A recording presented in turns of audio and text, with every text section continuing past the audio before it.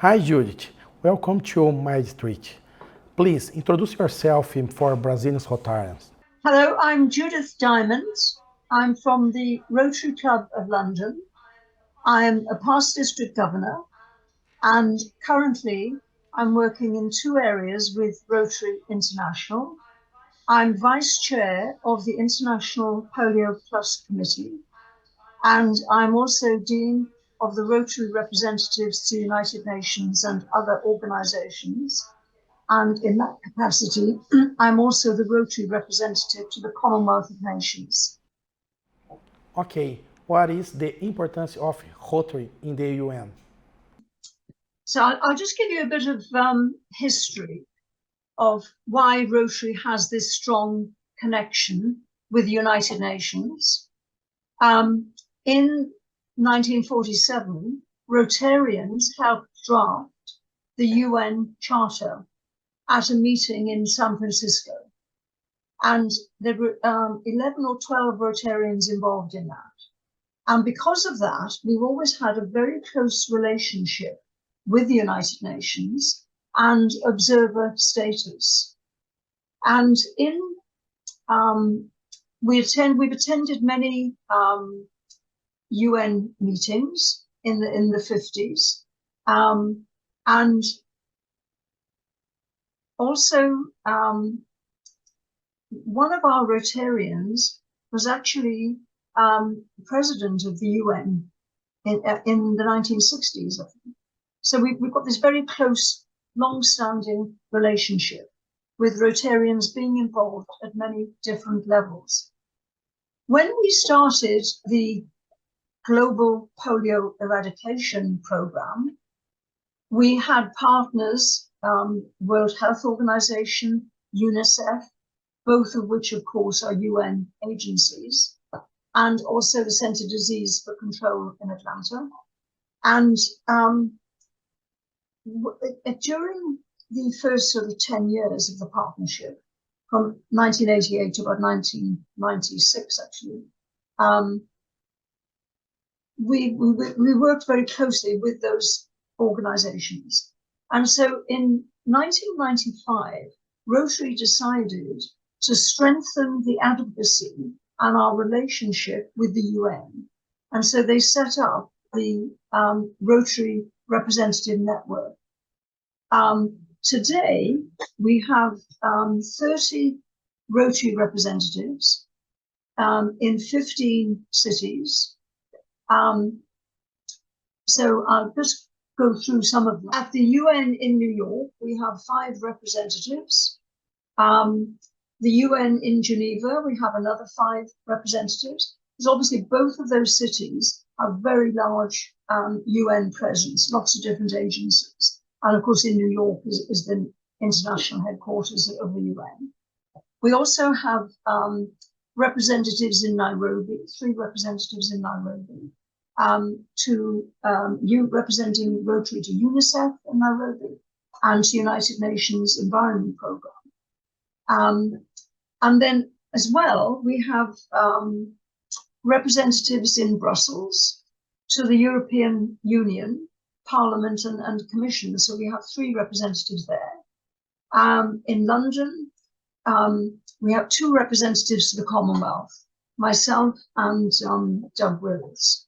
And so that gives you a sort of flavor of our representatives. We have other representatives to organizations that have come in more recently. So, for example, the Asian Development Bank, we have 2 representatives in Manila representing Rotary there.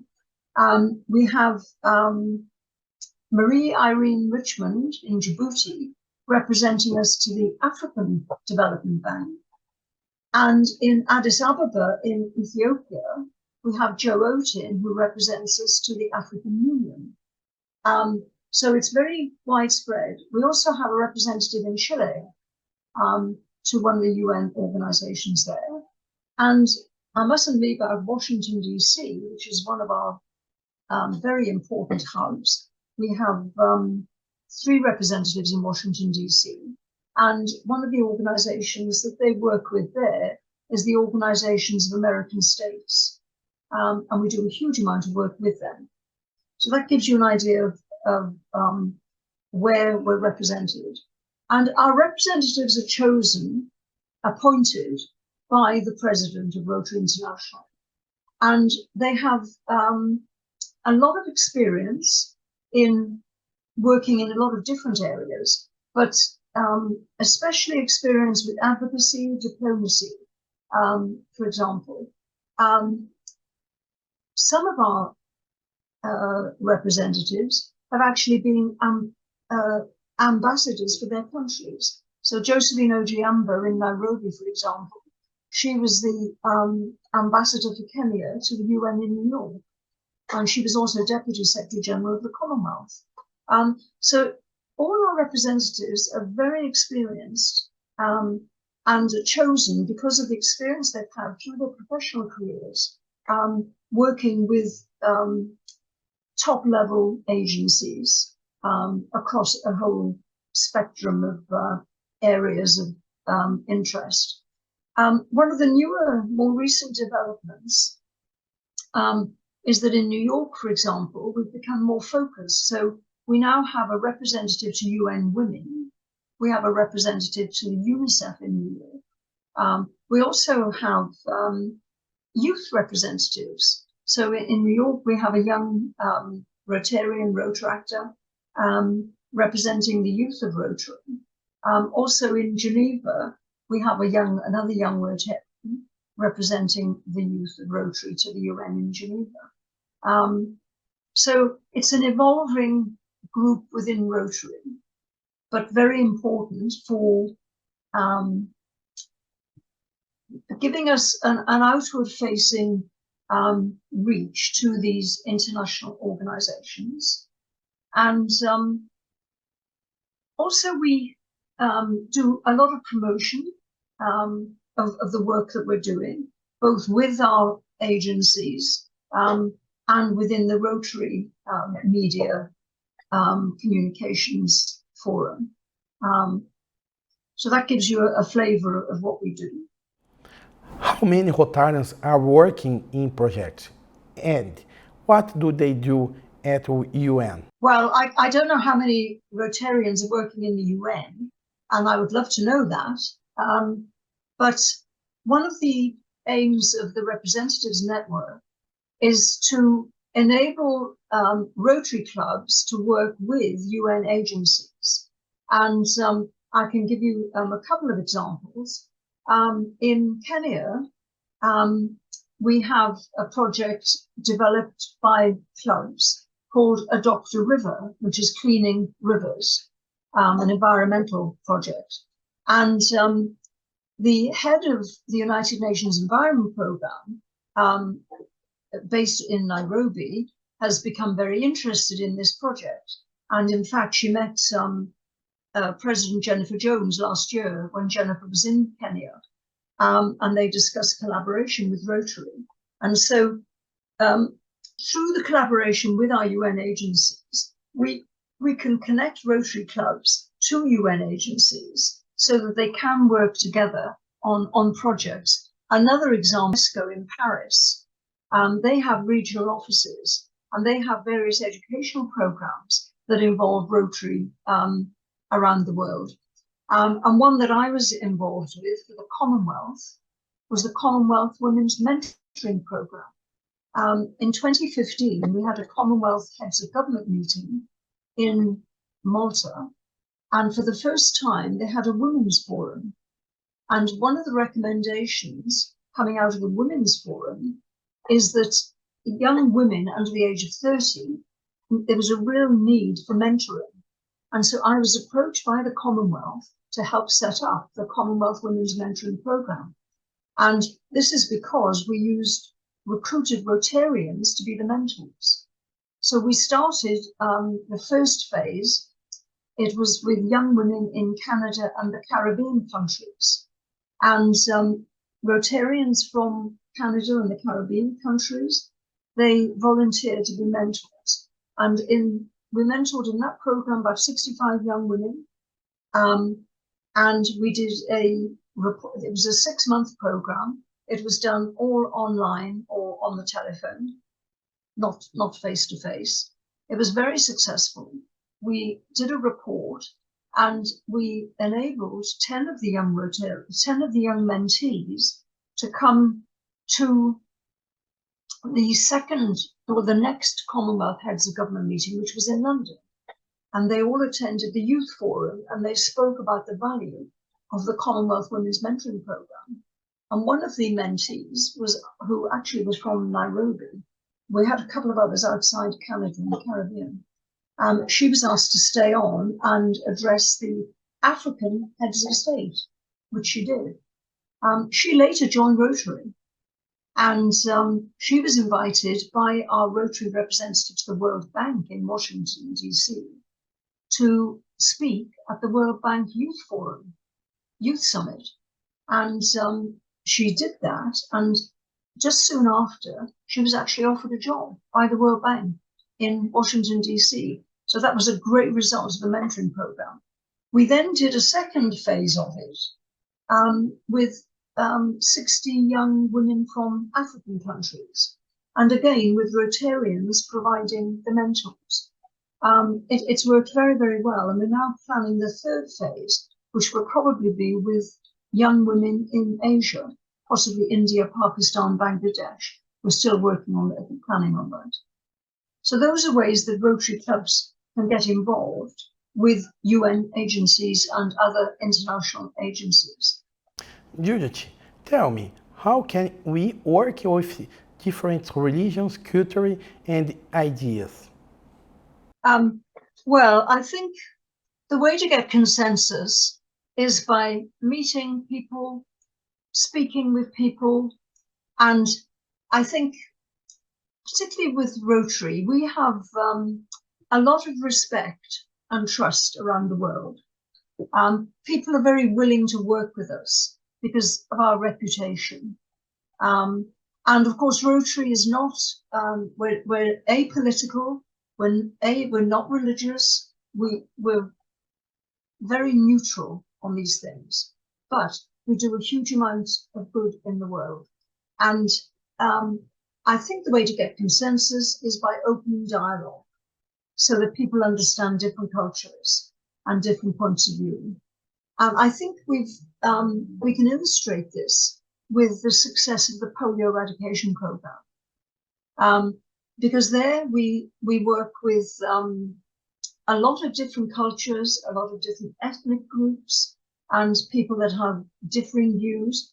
But through our reputation and the fact that people trust us, we've been able to bring communities together and to get them to agree that their children should be vaccinated against polio. So, for example, we've been able to get enormous support from the Islamic board that is responsible for the Muslim communities around the world. And we've done a lot of work working with Muslim leaders in communities so that they understand what we're trying to achieve. So it's getting a mutual understanding by dialogue. And I think that because of Rotaries, we've been around a long time.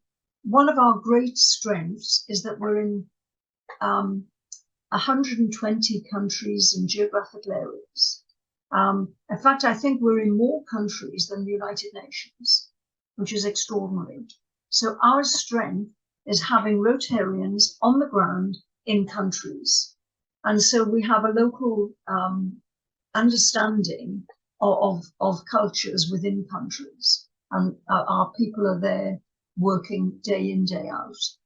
Which project have you involved and are most proud of?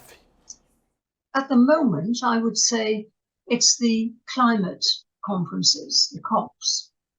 In 2021, we went to COP26 in Glasgow, and this was the first time that Rotary had a proper delegation. President Shaker Mehta came, and I organised a roundtable discussion on mangroves. And mangroves are very important because they absorb more carbon dioxide than any other trees. But they're also important for two other reasons. One is that they are the nurseries for fish. So fish lay their eggs in mangrove areas. And of course, a lot of the mangroves have been destroyed in the last 30 years because communities use the mangroves for firewood. And so we've been losing the mangroves. So Rotary's been involved in replanting and managing mangroves. And so in COP26, we had a discussion. We had 10 ministers of the environment from Commonwealth countries, because we were doing it in association with the Commonwealth. And we had the Secretary General of the Commonwealth there. And President Shaker, at the end of that discussion, committed Rotary to doing mangrove projects in the 10 countries represented at that meeting. And Dr. Chris Putter took on the job of getting these mangrove projects up and running. And to date, he's got 31 projects in 26 countries, including 15 Commonwealth countries. And they would be supported by global grants from Rotary, our Rotary Foundation, in the region of $2 million. So I'm very proud of that. And of course, it's ongoing. Last year, we continued this dialogue on the environment with attendance at the COP27 at Sharm el-Sheikh. And again, that was a very important couple of weeks. We had several breakout sessions that we were organizing and speaking at. And the Rotary districts in Egypt did a brilliant job of showing what their country does with regard to the environment. And they produced a stunning video of all the different projects that they work on with regard to climate.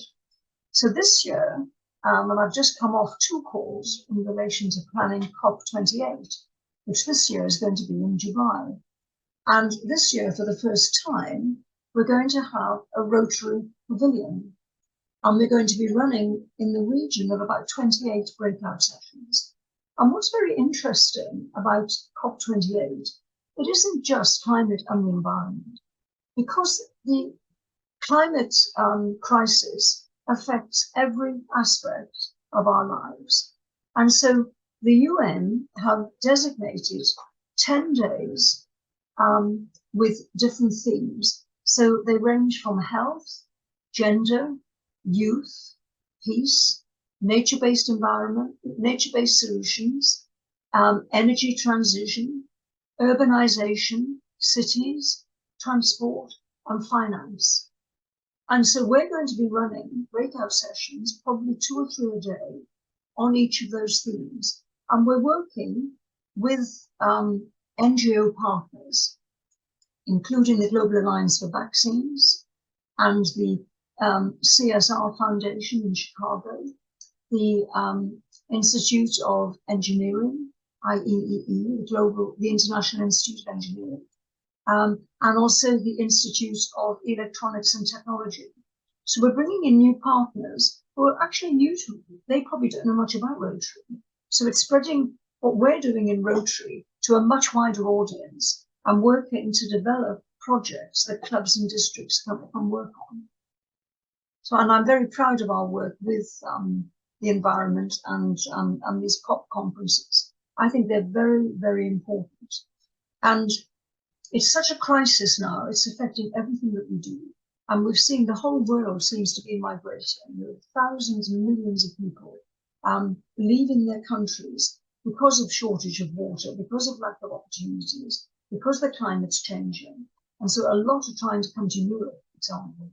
But I heard a talk yesterday from the High Commissioner of Bangladesh. And of course, Bangladesh has also got a huge number of people moving into their country for different reasons. So there's a huge state of flux going on in the world.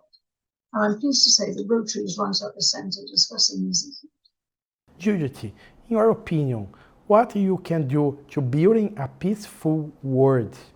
Well, I believe that peace in the world starts with each and every one of us. Because you need peace in your family, you need peace in your schools and universities, you need peace in your communities, And if we have peace in our communities, we have peace in countries, which will lead to peace between countries. But that's very idealistic. And we know the world is in a terrible state of conflict at the moment, probably more than ever I can remember in my lifetime. And of course, the worst situation of all is the Ukraine war, with so many lives lost so needlessly. And I think what Rotary is doing, we have something I'm very proud of being a Rotarian is the fact that we set up 20 years ago peace centres in universities. We have 6 peace centres in universities. The first one was actually at the University of Bradford in the United Kingdom. And I remember going to the launch of that. And I've been to several meetings up there since. In fact, I was at the House of Lords in July, celebrating the 20th anniversary of the Peace Centre in Bradford, together with the celebration of the 50th anniversary of the Department for International Peace and Conflict Resolution. Because what we're doing in all these peace centres, and the latest new peace centre was opened in the last year in Makerere in Uganda. So we now have one in Africa, which is wonderful. What we're doing there, the students that come, they're all postgraduates. They all have to have had a very good degree. But more importantly, they've had to work and have some experience in areas of conflict before going to study for their master's degree. So what we're getting is a cohort of very talented, experienced peace brokers, if you like, who are going out into the world. We get about, I think we fund about 100 a year. And because we're going for 20 years, that means we've got about 2,000 ambassadors of peace working in communities all around the world. And I know with one of my district conferences in Oxford a couple of years ago, we had a video link to one of our peace fellows who is based in Colombia, and he was part of the FARC negotiating peace team, which brokered that peace in Colombia. So Rotary is doing a lot, and individual Rotarians, many of them join the Rotary Action Group for Peace, and that is very active, does a huge amount of work. And we had a Rotary Day at the UN in Geneva a couple of years ago, and the theme was peace. And the local Rotarians, they got together incubator projects on peace. I think they had about 40 projects that Rotary clubs could engage with. So if any of your clubs in Brazil are interested in working on peace projects, I would encourage you to get in touch, because I know a lot of these projects are still looking for Rotary clubs. And I think every little step we make will help towards world peace. Thank you, Judith. I'm very happy. This interview was amazing. Thank you. Bye-bye. A pleasure. Thank you so much. Companheiros, aqui terminamos nossa entrevista com a Judith, né?